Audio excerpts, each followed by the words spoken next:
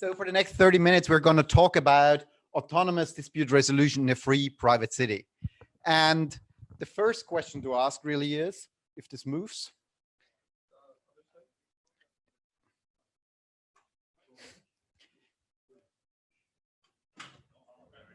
All right. Why do I even care about autonomous dispute resolution? And what is important to remember in here is I'm actually coming from an economic and social development angle, not just from the legal angle. It's not about dispute resolution just as a thing for lawyers that we get all excited about. At the end of the day, it is to enable economic and social development. And really, what we are seeing already in a number of special economic zones around the world is a situation where you have state-of-the-art, pretty much copy-paste rules, regulations, etc. But at the end of the day, what is it worth to have the best theoretical legislative framework, rules framework, if you're not able to actually enforce your rights in case they're disputed? And this is why dispute resolution is so central. The mantra is, it's not enough to have good rules. You need to be able to enforce it. And you need to be able to have that promise or threat of enforceability to give comfort and to create trust. And this is why I'm so interested in the topic of dispute resolution coming from the economic development angle. So if we go to the next slide, please, I'll do it the old-fashioned way, just saying when to move on. Rule of law and dispute resolution is a major driver of economic, political, and social development. Actually, it is the basis to build trust. Trust is the keyword. We're setting up those courts, those tribunals, not even so much to really resolve disputes in the first place. No, it's a preventive measure. It's a signaling to potential investors, to residents, that this is serious, that you're protected if you're on the positive side, or it's also sending a message, don't be fools. We are giving you a lot of freedom, but you play by the rules and you obey the contracts that you're entering into. And it is a major, major factor for investors in decision making and therefore also in enabling a large development infrastructure. Now, the basic case for autonomous dispute resolution in a free private city is actually a very, very simple one. When you're looking at any presentations, you hear a lot about the right regulatory framework, the value proposition, the location, infrastructure, tax regimes, you name it, etc., etc. And all of that is important. But the one factor that is often overlooked is the positive impact of really proper dispute resolution. This is something that is really appreciated either by corporate investors or by individuals. And it's also in a way a perfect component because it makes a real difference with visible impact that can be measured. At the same time, especially on the commercial side, it's not so politically controversial. Yes, there are a lot of sensitivities, but at the end of the day, it's not rocket science. It is something that's relatively easy to implement. It's relatively low on investment, especially compared to infrastructure and things like that. And it has an extremely strong impact on international perception. So I'm not arguing that by just setting up an autonomous dispute resolution regime, you're creating the perfect zone.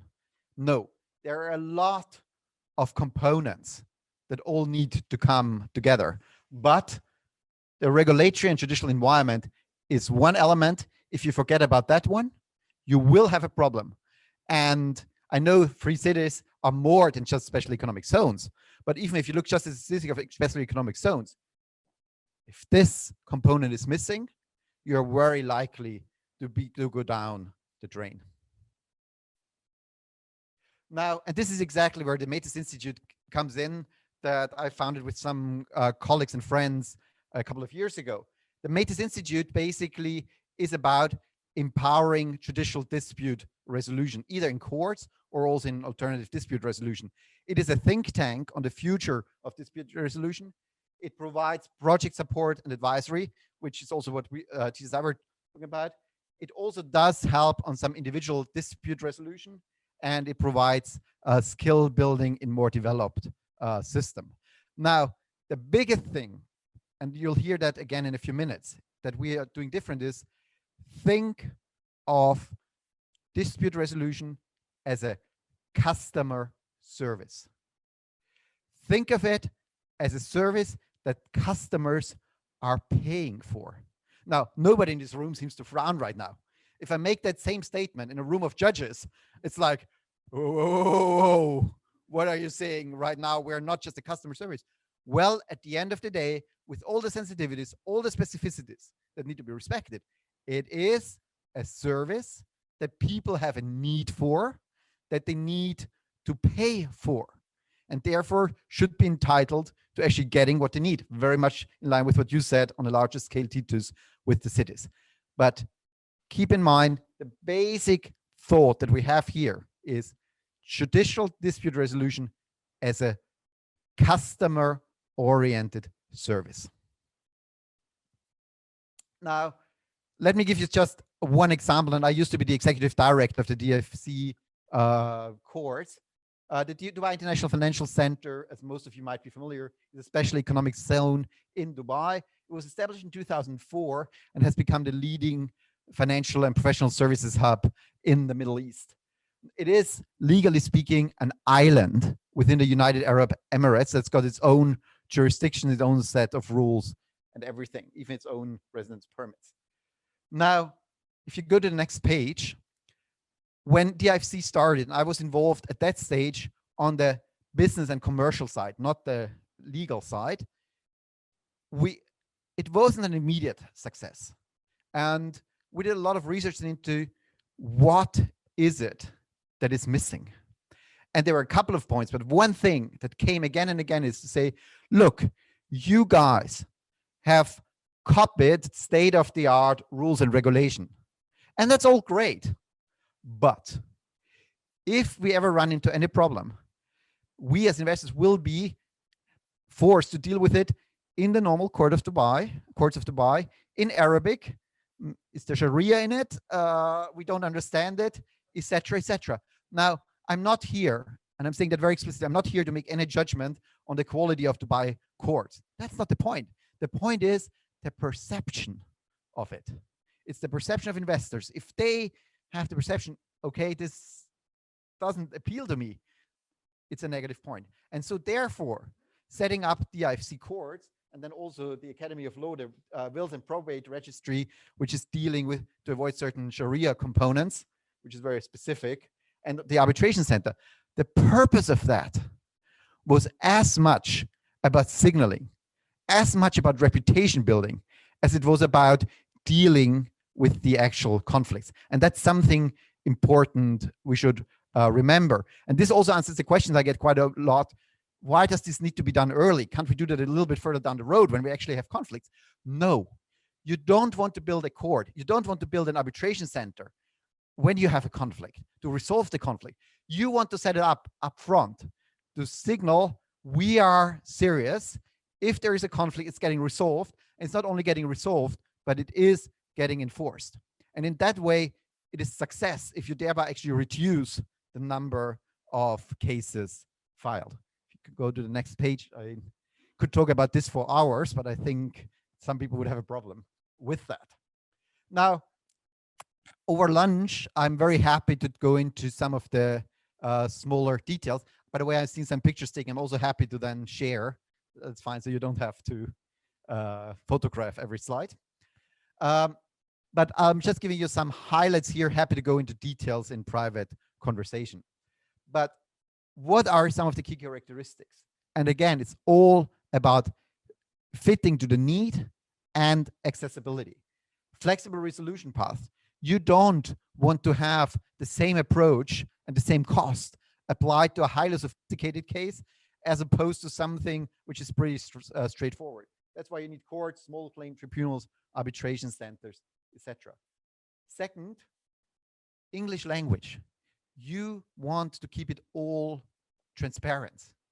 And language, a commonly understood language, is an essential element in that. We have opted for common law here, which is considered the law of business. That being said, I'm coming myself from a civil law country. I think many of us would argue that you can establish that under civil law rules just as well.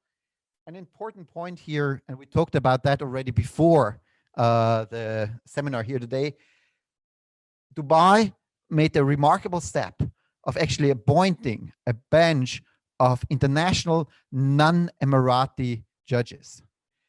And the purpose of that was once again to get competence, but also to signal to the world, this is not your usual court. This is really a step that is done to build confidence. Customer service and the 24/7 urgent application system. Then you have the whole element around remote access. We have started experimenting with the use of artificial intelligence, which will fundamentally transform the way justice is going to be delivered, with justice or courts moving from a physical location to an artificial intelligence service to a large extent. And last but not least, strong enforcement globally. A court that can deliver the best, most sophisticated judgment, the most amazing title, but that can then not be enforced because it's just not recognized outside the immediate jurisdiction of the court, is simply not worth much, especially in an environment that's increasingly international. So one of the things that actually many of the courts that are coming up around the world right now, special courts, are underestimating is the importance of enforcement networks. Now we can go to the next.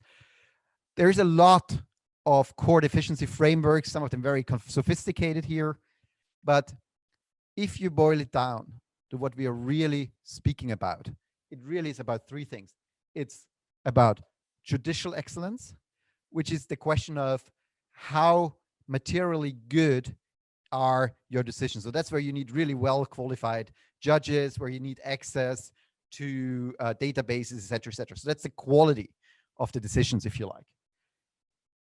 Customer service excellence. And the interesting thing here is, with all the specificities of the judicial sector, at the end of the day, the normal standard customer service criteria that you see in successful businesses can be applied here. There is no reason for courts that people have to be impolite, right? There is no reason to make it those threatening buildings. There is no reason not to offer 24/7 facilities. Customer service applies just as well. And customer service is not in contradiction. It is not in contradiction to judicial independence or judicial quality. And that's a really big paradigm shift compared to courts, to most courts in the world. And it is about international connectivity. If you're setting up a court system and you address those 3 points, then you're really getting something that makes a difference. Now, I'll not spend too much here, but just to be clear, what is it? It's an innovative, pragmatic solution. It is an island solution that allows it to be implemented faster. I'm not claiming that this is a copy-based, one-size-fits-all solution. There are a lot of discussions. We're doing projects at the moment. You know, in some countries like the UAE, the DIFC court system has been set up as an independent court system that still is considered courts of the United Arab Emirates. So you get all the international enforcement treaties. In some countries, you get the independence guarantees in the constitution. In other countries that we're working in, they said, well, we can give it a lot of protection, but at the end of the day, on the constitutional level, right, the constitutional court still has to have some oversight in it. You have some countries that, yes, we want jurisdictions. Others said, well, actually, let's do it as arbitration systems, which can be enforced under the New York Convention, et cetera, et cetera. But we make it arbitration systems that already kind of look and feel almost like courts. So there's a lot of variation. But the principles we just spoke about before, judicial quality, service excellence, international connectivity, always hold true, whichever kind of cloth you put on top of that animal, if you like. Now, how do we as the Metis Institute approach setting up such autonomous dispute resolution in a free private city? And I'm showing this here, not to now go into detail or give you an LOP. I'm not there quite yet. But to give you an idea of what's happening, if you're looking at many of the rule of law and judicial reform projects around the world, what you get is a strong focus up here. World Bank, European Union, etc., are all active in that space.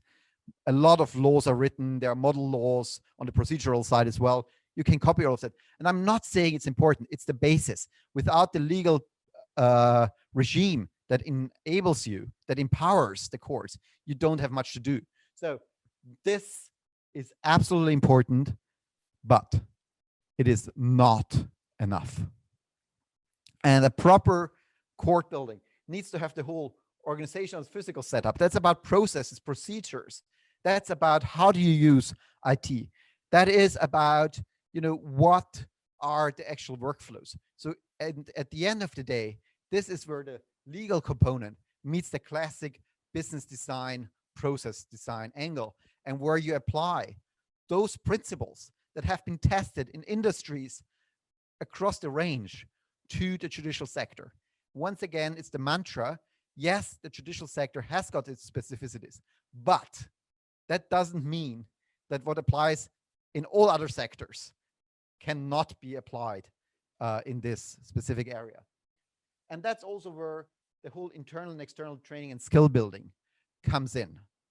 It's about training your judges, your clerks, but it is just about as much about building and training your whole legal community.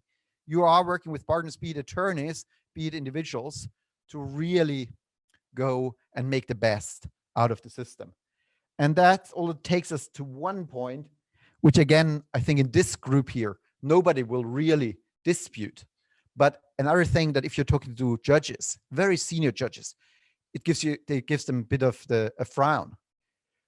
Positioning, outreach, and reputation building. There's still a very, very strong belief, courts don't communicate. The only way we communicate is by our judgments. And people who want to know something, they should read our judgments. No. As a dispute resolution provider, you are increasingly in competition. Yes, you are in competition with service providers increasingly around the world, online and offline.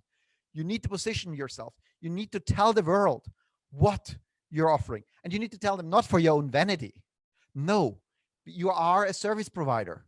You're offering something that is of value, that makes people invest in the zone that you're located in. Or even if they don't invest in the zone, they might opt into your jurisdiction by agreement. Why? Because you're offering that service at high quality and reasonable cost. And that's why positioning, outreach, and reputation building component that whenever we work with any of our partners, we say it has to be in there. It is not enough to just write the laws. It is not enough to just write the laws and then design the processes. It's not even enough to write the laws, design the process and everything, and train the people to run it. No. What you need is people need to know about it. They need to understand it. You need to be transparent so that they trust you. And when you build that trust, when people know, on the one hand, my rights can be enforced. And on the other hand, they know, okay, in that city, I'd better not be foolish, because if I do break a contract, they will be enforced against me very quickly. Well, then you don't play stupid. And that really helps the social peace. And of course, then there's the overall change management. So to summarize it all, and I've gone quite quickly on purpose to really hopefully leave room for discussion here. The message is, think of autonomous dispute resolution as an element in the success formula of free private cities that has been overlooked in many cases so far, that is very viable and can have significant measurable impact in short notice, and is a major enabler and a preventive factor, not just a resolution factor. I'll just rest it there if you go to the next page. And I'm really looking forward to questions and discussions. Thank you.